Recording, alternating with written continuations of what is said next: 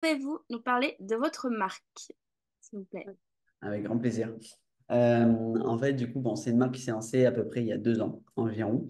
On a voulu un peu remodeler le secteur du thé en prenant en fait des plantes et des fruits de notre région, donc des choses locales, d'une qualité qui était supérieure et en évitant les arômes artificiels. Voilà, c'était vraiment la base du projet. Et du coup, on a mélangé ça avec tout ce qui est des emballages recyclables. On travaille avec des personnes en situation de handicap de notre ville. Donc, c'est vraiment le concept en fait d'inclusion sociale et d'inclusion aussi des matières premières au plus locales possible et à la meilleure qualité possible. En fait, le but, c'était vraiment de renouveler un secteur qui était trop ancien et un peu endormi, de mettre des vraies bonnes choses et que ça donne envie de boire du thé, autre que juste se dire c'est une tasse de grand-mère avec de la camomille. Toutes les questions commencent par une lettre de votre entreprise. Je n'ai même pas dit quelle était cette lettre. Donc déjà, T-Shop, bah T. Donc voilà, donc c'était parlez-nous de T-Shop. Maintenant, c'est expérience. Pouvez-vous nous dire qui vous êtes? Eh ben, on est au départ un jeune couple, puisque du coup, c'est Oui. c'est l'histoire entre nous deux pour commencer. On s'est rencontrés quand on était encore à la fac. En master. Et du coup, on a voulu créer quelque chose ensemble et créer quelque chose de bon et de sain. C'était vraiment le concept, en fait, aujourd'hui, il y a beaucoup, beaucoup d'entreprises qui se créent, beaucoup dans la tech, mais dans la food, très peu. Et la food est très peu réinventée aussi dans le concept de matières premières efficaces, locales, bonnes et saines. C'est souvent des très très grands groupes et ça bouge pas tellement. Et nous, du coup, on s'est dit qu'on avait fait un peu bouger les choses et un peu changer tout ça. Ok. Authenticité. Donc le A. Comment T-Shop maintient-il l'essence de ses produits tout en répondant aux tendances du marché? Eh bien, tout simplement, en fait, en fait, on connaît tous les goûts qui existent chez les autres marques. On a un peu tout goûté, on a tout testé. Et nous, on s'est dit, bah, qu'est-ce qu'on va faire qui n'existe pas? Donc, on a fait des goûts qui existaient déjà. Donc, par exemple, la menthe, tout le monde connaît le thé menthe. Bah, nous, on a mis thé mojito. Pourquoi? Parce que bah, citron et menthe. Donc, ça change un petit peu. Donc, en fait, on essaie tout simplement, au lieu de se réinventer et de créer des choses un peu trop originales, on met des vrais fruits et on crée des goûts qui donnent vraiment envie. Oui, et puis l'authenticité, c'est le côté où, tu sais, on est labellisé aussi Écossaire, donc c'est bio sur les produits, c'est important chaque année. On a un contrôle de qualité sur les organismes avec lesquels on travaille, donc c'est-à-dire que les organismes de personnes en situation de handicap sont contrôlés régulièrement pour l'hygiène, aussi sur la conception des produits, ce qui est important quand on fait de l'alimentaire. Et on a ce concept en fait où on est regardant aussi sur d'où viennent les produits, parce qu'on pourrait prendre n'importe quel produit, c'est vraiment pas le concept de chez nous.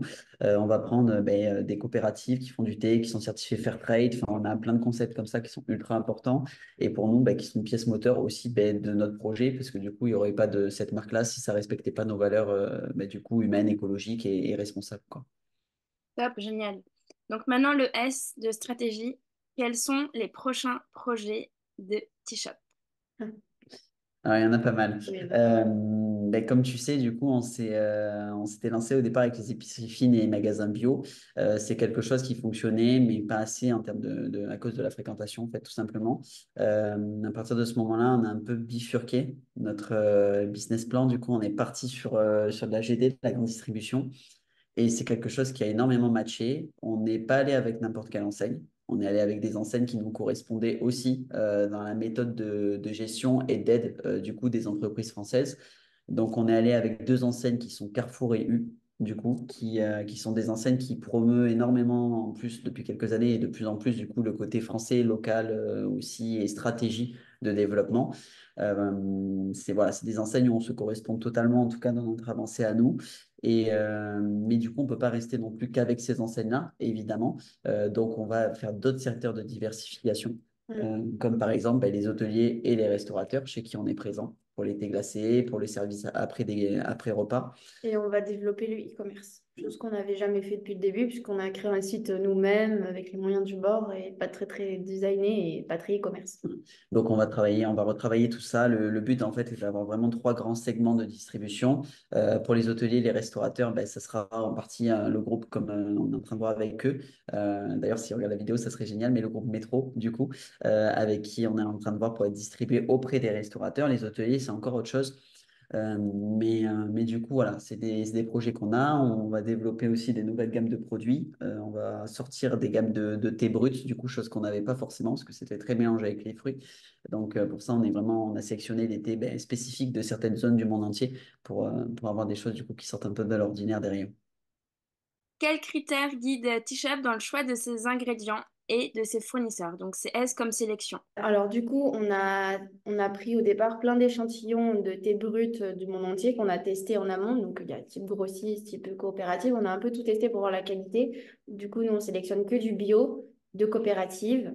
Et il faut que ce soit naturel. Et aussi, c'est mieux si c'est équitable. Donc on prend au maximum ça. Donc ça, c'est une fois qu'on a testé un peu les feuilles, si c'est vraiment des vraies feuilles. Bah, on dit que c'est une bonne base pour le thé. Et après, on va sélectionner nos fruits, tout ce qui est grossiste et agriculteurs français et aussi européens et du monde entier pour tout ce qui est la noix de coco, la date et autres.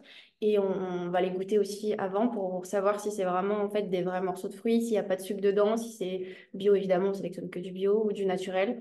Et après, une fois qu'on goûte, on teste nos mélanges et puis on fait tester un peu à l'entourage, à des personnes qui ne connaissent pas trop aussi pour avoir un avis plus objectif.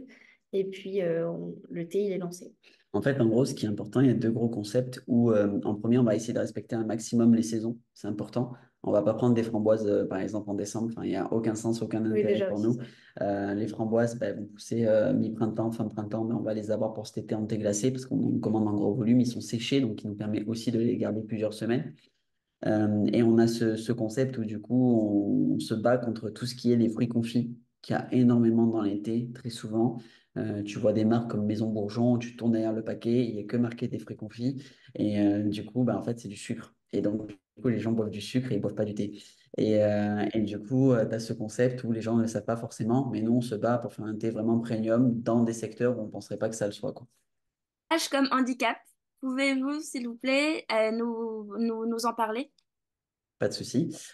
Du coup, en fait, il y a deux grosses phases du coup à ça. La première, c'est qu'on travaille avec une association, donc des personnes qui sont en situation de handicap suite par exemple à un accident ou autre. Ils ont un référent au sein de l'association et c'est avec eux qu'on travaille. Donc, il y a une rémunération sur la conception, sur aussi le nombre de sachets vendus. Donc voilà, c'est vraiment le concept d'éco-participation. Et après, on a le deuxième concept, du coup, avec une ESAT au sein de chez nous. Donc, c'est quelque chose qu'on aimerait développer. On aimerait inclure, en fait, c'est possible, au sein de notre entreprise, dans nos locaux, bah, une association où il y aurait, par exemple, 15 travailleurs en situation de handicap toute la journée chez nous, afin de les aider aussi à travailler et à avoir un salaire comme tout le monde, quoi. Mais ça, c'est sur du long terme. C'est ça, C'est pas tout de suite. c'est ça. Ok, merci. Alors, le O, opportunité. Quelles sont les prochaines étapes pour T-Shop afin de continuer à croître et à prospérer sur le marché du thé? Vous en avez parlé tout à l'heure en vous développant encore plus. Est-ce que vous avez d'autres...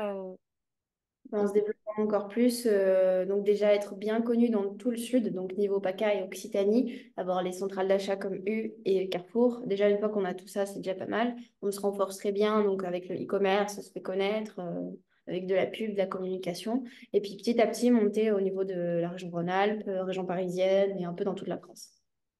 Ok. Et ça, c'est à moyen terme? Oui, moyen long terme. Ok. C'est du moyen long terme, c'est vraiment le côté où on va essayer de renforcer la publicité, le marketing, les présentoirs, les animations en magasin. C'est des choses du coup que pour l'instant on le faisait, mais pas assez fort. Et là, cet été, on va vraiment accentuer dans notre région pour pouvoir après que ça nous ouvre d'autres parties. Top. Et enfin, la dernière lettre, P, j'ai deux questions pour ça. Premièrement, place, donc où est-ce qu'on peut vous trouver? Et voilà, ça c'est la première question. Ok. Donc, on peut nous trouver dans toute la région PACA chez Carrefour et certains U. Et après, sinon, c'est sur le site internet. Ok, très bien. Et ensuite, préoccupation. Comment T-Shop aborde-t-il les préoccupations croissantes des consommateurs concernant la provenance et la qualité des ingrédients? Oui. Bah, nous, tout simplement, il n'y a pas de surprise. Le thé, il vient pas de France, il vient du monde entier. On dit qu'on prend au maximum du thé de qualité. Donc ça, après, on le voit quand on ouvre son paquet, c'est de la vraie feuille. On prend du bio, on prend du naturel. On a les labels dessus. Et après, tout ce qui est des fruits, on prend maximum de France. Ça aussi, c'est vérifiable. On a des certifications. Enfin, on ne peut pas s'amuser trop à mentir non plus. C'est du bio, c'est du naturel.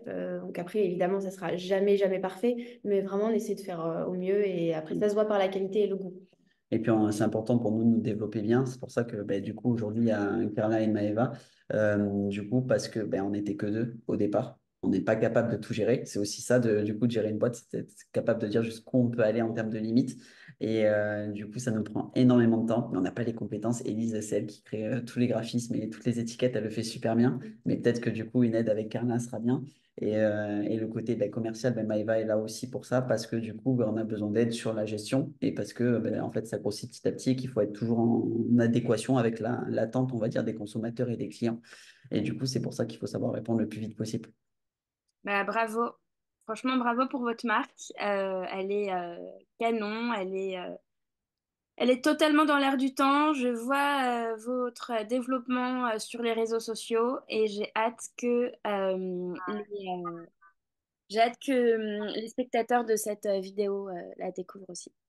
Donc, Merci. merci beaucoup. Et Merci merci à toi. beaucoup.